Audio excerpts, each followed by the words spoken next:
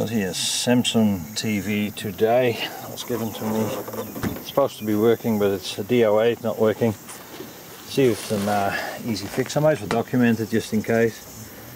These are the nameplate details, and no response at all. So let's hope it might be the flux capacitor if you're lucky, and then see if we can fix it.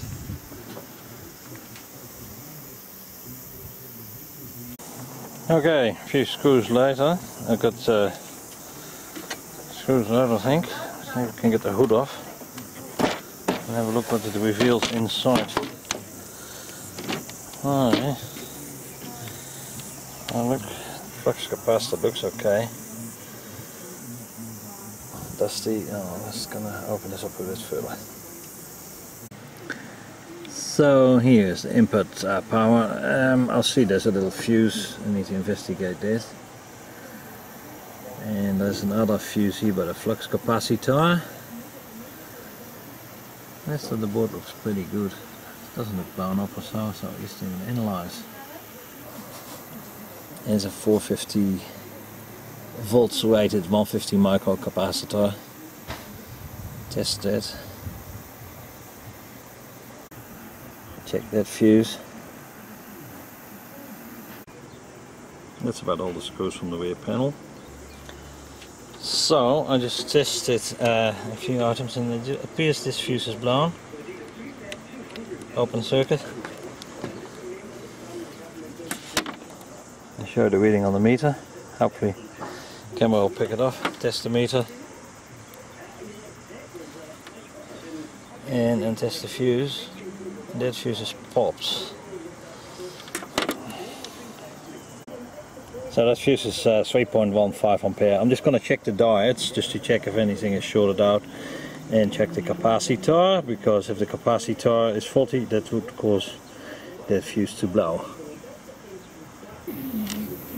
Just testing the capacitor. I've done tested in circuit, and 150 micro comes out of about 141 microfarad, so that's still okay. I have to check the diodes, have a look at those, see what the readings are on those things. So normally diode testing forwards, one way it's supposed to be blocking, the other way it should be about 0.6. Let's go on a different range here. The overload, what's that one? 0.4, so that looks okay. If a diode is blown, it normally gives you about 0 ohms. 0.5, that's that one. Then it's actually a little bit low, maybe. Let's just check the other ones here. 0.5, that's a 0.4. Let's check why that's a bit lower. It could be in parallel with some other stuff. 0.44, that's the same ones. It is, it goes on break for now.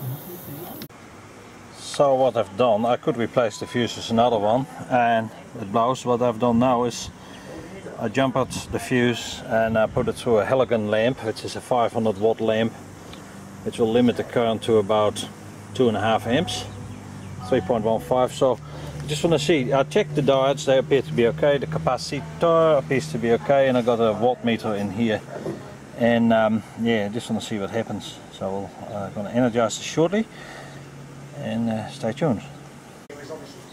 So I'm going to plug in and see what happens. Energize device. Oh, something was glowing under the capacitor and we got a dead short there. I saw the flash. Not sure if the capacitor got it or the camera. We'll check it out. De-energize. I'm not sure if the camera picked it up, but I saw a big flash underneath the capacitor, so we're gonna prise this off the board and have a look what's happened here. Capacitor or something else flashed underneath the capacitor, so I've glued the thing on. Not sure, actually. The capacitor is not warm. Something lit up underneath the capacitor. Maybe that died actually. Okay, I've taken the 5 screws out for this board, and now we can take this whole board out. and see the damages. I saw something light up underneath here, so can't see anything yet. Well, I measured these two transistors even in circuit and they seem to be reading very low. Just going to plug it in one more time and see if we can grab it on camera. Something is glowing. The capacitor appears to be okay. I'm just going to see, and the lamp is still in as a current limiter, so we'll see what happens. Yeah, oh, you saw it spark actually. There's a dead short. I saw it spark and hopefully the camera got that. So we need to analyze what it is. Unplug safety first. Always, whatever you do, remove the plugs of the devices. Even the IEC plugs, just have a good physical gap.